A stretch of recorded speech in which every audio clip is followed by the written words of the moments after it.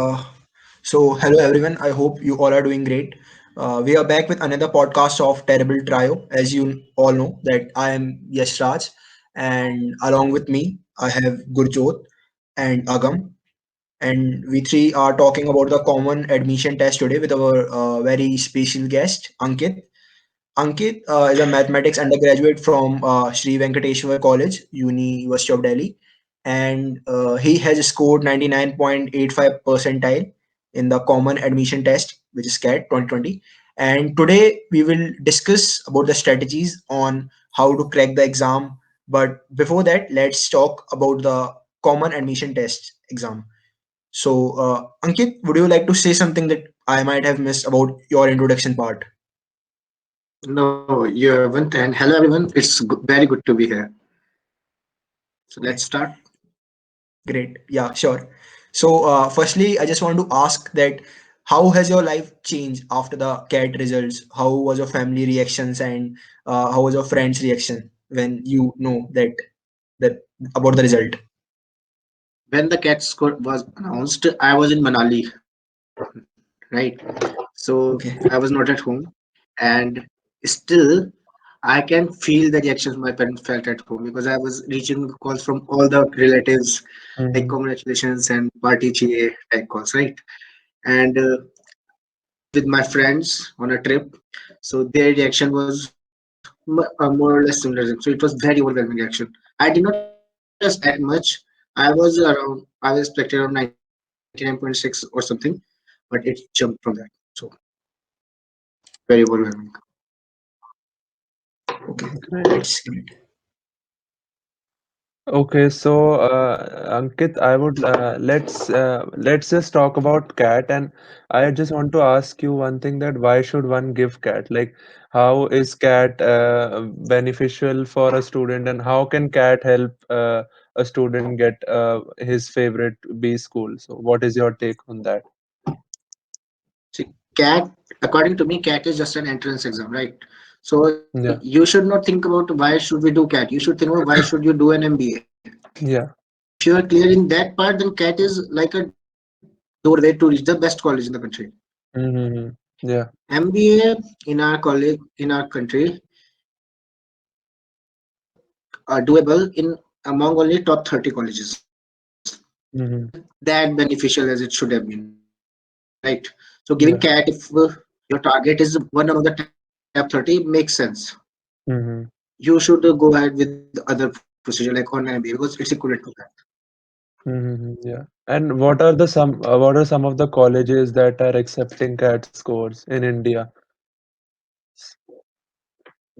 Which form a major part of the Mhm, top 30 colleges I talked about. All the IIMs except mhm. the CAT score. Apart from that, I know of two, FMS and SPGN. Both are best colleges Okay. and they accept the CAT score. I don't know that because my focus was mostly on those ones. Yeah, yeah, yeah. All right. And do you also have some idea whether CAT scores are accepted abroad or something like that? CAT scores are not accepted abroad as far as I know. There is another Okay.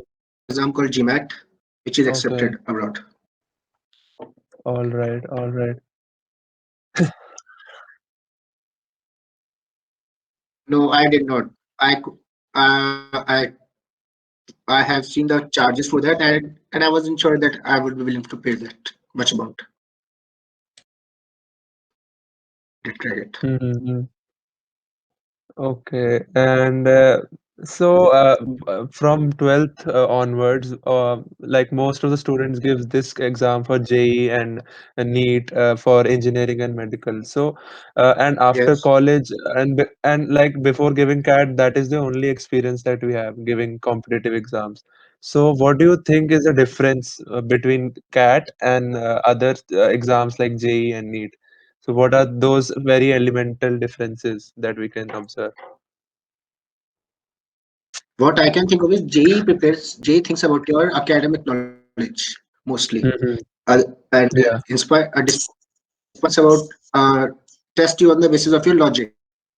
And there's a particular section for Okay. that part where he tests how you think, not just what you think, how you Hmm. think. That is Yeah. the main Or and there are some differences in syllabus also. So would you like to talk about that?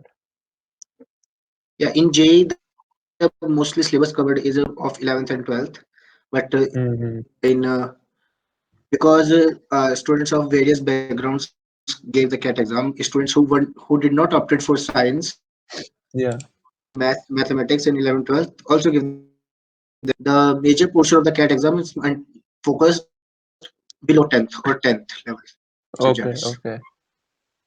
All right. And let's talk about like how many attempts can one give for the CAT, and what is the age eligibility, or is there an age restriction for the CAT exam? See, as far as I know, there is no age restriction in the above side, above Mm-hmm. level. Okay. Okay, you can give exam in your 20s or in your 30s, and you can still crack it if you All right. work hard. Yeah, definitely. So, Number of all attempts right. Mm-hmm. for Number of number attempt. of attempts, you should try to do it in the first time, and if not, give it Mm-hmm. another chance. Okay. It might be the case of the first one might be might come as a surprise to you, or that was not your Mm-hmm. best day, right? Yeah. So tell us something about the exam, like what is the exam pattern? What are the sections that are available in the exam, and how do you approach them? Yeah. So the section there are three sections in the CAT exam: grammar Mm-hmm. section, then Mm-hmm. DILR, data interpretation, logical reasoning, and then quant. Yeah. Okay. Uh, the number of questions vary year to year. This year Mm-hmm. the exam was of 2 hours due to Yeah. COVID scenario, Yeah. but last year it was of 3 hours. In the 3 hour Okay. pattern, the number of questions was 100 Okay. after 2017, I guess. It was 100. Yeah. Yeah. And then this year, because the time reduced, so number of questions automatically reduced, so it was 76 in the Yeah. paper, but So, it was like, good. do you think during this COVID times there was some changes in the paper? Was it more difficult or less difficult? Any changes that you saw?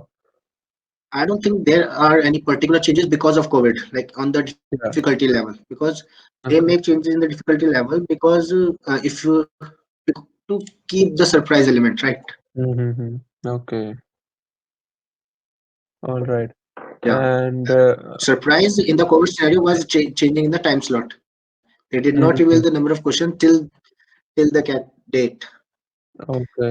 Just see the paper and get shocked.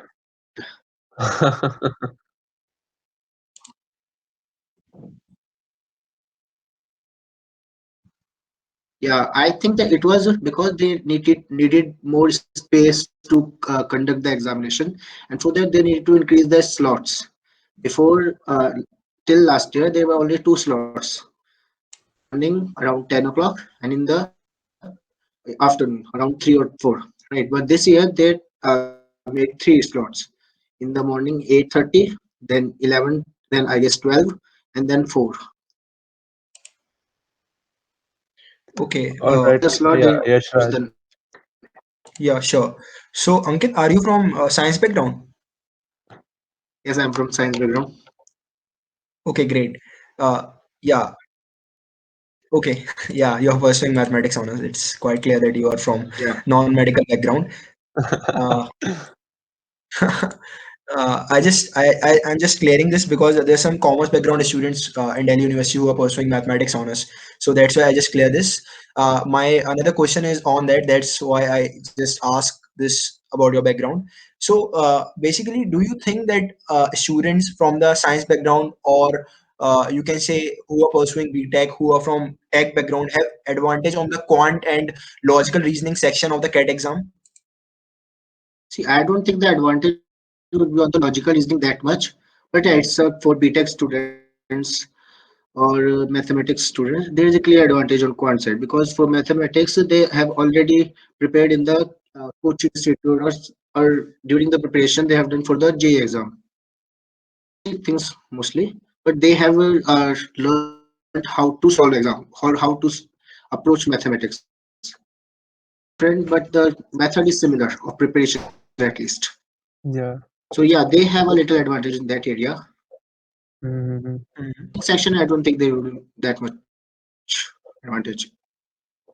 Okay, great. So, apart from this CAT exam, can you please tell us and share your graduation experience or college experience? That how was your life in college and preparing for CAT? How you can manage your graduation study apart from this CAT study? So, can you please highlight on that? Actually, we are Yes, also maths students of maths honors, so so we would love to hear what was your all of experience you. preparing. Yeah, two of me and Yashraj are from maths honors, and Agamjot is an ex-math honors. Agamjot, Say, Agamjot was our fellow classmate till first year, and then he shifted from SDTB College to National University Singapore. Yeah.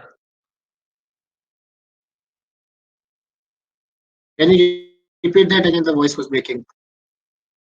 Me? Can you repeat that again? The voice was breaking. Yeah, He yours. just basically Agam was in our college only earlier, but now he has shifted to NUS, that is National University of Singapore. So he is pursuing computers from there.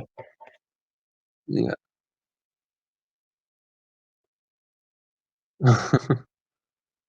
So you all are in first year or second year?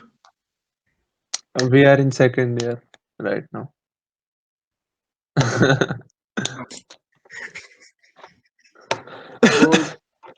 Don't think that quant will come easy to you. It isn't that simple. Hmm. Okay. A BTech background does have a slight edge, but that may not be always the case. Mathematics back if Mhm. because for me my section was DILR, not quant. I Okay. Okay. thought that my strongest section was quant, but on the CAT day, the as I expected. So prepare for everything, Hmm. right? Yeah. Okay. Now the Just question. I just again repeat my question because I think there was some network issues earlier. I'm just asking about your college experience, that how you manage your college studies along with this CAT preparation. Like everyone knows that mathematics honors is a big difficult course. So just want to ask about that. See, as you all might know, the course isn't that big as it should be. We had a lot of free time, so it was not difficult for me to manage. Plus the COVID situation, we were all at home, Hmm. lot of time in our plate, and that made a slight easy for me to manage my time. The hard part was to keep going, be at it. That was the hard part. It's but managing was Okay, easy. Quick. great.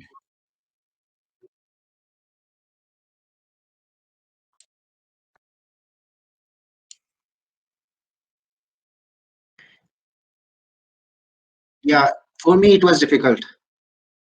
For me it was difficult because I needed the offline background, environment. I needed it to keep me persistent. Right, there were times that Hmm. I didn't feel like I was progressing. Yeah. Scores start fluctuating. You can't know that if Hmm. you're the hard work you are doing is actually paying it off or not. Right, Yeah. and in online classes you start giving yourself excuses that you will see the recording sometime later Yeah. True. lectures. So Hmm. in offline mode you cannot do that. You have a routine and you follow that routine. So yeah, it was little hard for me in the COVID time. Yeah. I really think that offline coaching would have been more beneficial. All right. And there is one more thing that people say that we should have a decent GPA, CGPA if we want to apply for MB colleges, let's say above 8.5. So how did you manage that, having a good GPA and preparing for CAT at the same time? Yeah. So I was always a decent student. Hmm. I was not clear what I wanted to do till second year. So in the first year, I mostly focused on my course. Right. Okay. When I went to coaching, when I went to Mm. check out the coaching centers, the only thing I knew about MBA was that there is an exam called CAT. Yeah. I didn't know about the number of sections. I didn't know about the colleges that are there. I knew nothing. Yeah. Yeah. See, but I was clear that I wanted to do an MBA, right? But Mm-hmm. I didn't prepare for that. I knew that if I start second year, I can keep going. So in the first year, my main focus was academics, and those were maintained there. In the second year, Okay. in the second year, Mm-hmm. I started preparing from February. That is fourth semester, right? Mm-hmm. So in Yeah. 3 semester, my scores were good, and in the fourth semester, the exams didn't happen. Yeah, Okay. So it was to your advantage only. yeah, it was to my advantage because Yeah. I could have scored like 9 in that semester, Mm-hmm. but I Mm-hmm. got 9.5 in that semester, which That's obviously great. increased. That is, yeah. Yeah. So just one more question which I I've want been to a ask. little lucky. Yeah. Yeah, I have yeah, been a yeah. little lucky. Feel that. Yeah. So just one more question which I want to ask. That do you Yeah, offers a lot of extracurricular activities? A lot of societies are there in the college. So are you the part of any other society, or is it worth it to join a society in the college? that is obviously worth it. Obviously worth it. I'm not a part of one because the societies I wanted to get into, I didn't got those societies. I took up a position in my department, and it was worth it. Mm-hmm. I have something to fill my CV, right? They in the interview section, in the interview part, the interviewer Mhm. should have something to talk to you about, right? Yeah. Right. Yeah, so you should do internships and project works and be part of societies. But I think more than extracurricular, the in MBA, curriculars matters more. Co-curriculars matters more. The certification courses you do, those matters a little Okay. bit more than extracurriculars Okay. because So for them it did- for them it doesn't matter if you dance or not. It Mm-hmm. helps to in the interview a little bit, but they are Mm-hmm. not looking for dancers particularly, right? Yeah. yeah. They're looking for people who can keep doing the work. So it helps to have some certification courses. So you just said that certification courses are very important for MBA colleges. So what kind of Yeah, not certification? important. Yeah, I mean they're You can significant. do it. Yeah, Yeah, they helps you. It's not yeah, necessary thing. definitely. You will find people in colleges who have a Mm-hmm. blank CV, Mm, right, but still got into there because they are clear in thought. They yeah. can impress the interview, right? There you will find those type of people, but it clearly helps you if you do have those certifications. You have time right now. You can do those, So what right? kind of certification are you talking about? That Suppose will you help. want to go into the field of marketing, right, Yeah. after MBA. So you should do certification courses in that field. All You right. can convince the interviewer that you are particularly serious about that field. That shows clarity of thought also. Okay. Mm-hmm.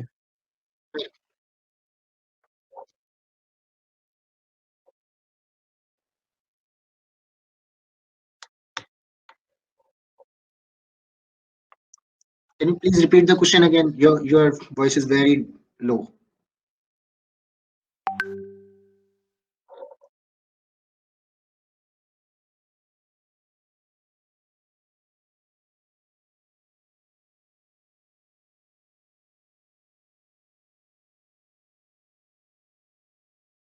Yes. See, suppose you want to do an MBA in marketing, right? But you are keep doing your projects in mathematics field, right? It shows that you want to pursue mathematics, but if you cannot give them anything that you have done or to show them that you are serious about MBA, then they can. How will they know that you are clear about it, right? Mm-hmm. If you keep doing a mathematics project, I'm not telling you to stop doing them, but Yeah. apart from them, do some things in that particular field of interest that you want to pursue after MBA as well. So that you can uh, answer the question why not you want why do you not want to pursue mathematics afterwards, right? Why do you want to go for MBA instead? Yeah. All right. So, Yashraj, do you have anything to ask? Anything else? Yeah, not any particular question related to the cat basically. Uh, I think that's all for this part. In the next part, we would be discussing various strategies and special tips from Ankit only. So, Yeah. audience, stay tuned for that. Thank you for listening this. Thank you, and we are signing off. All right. Thank you.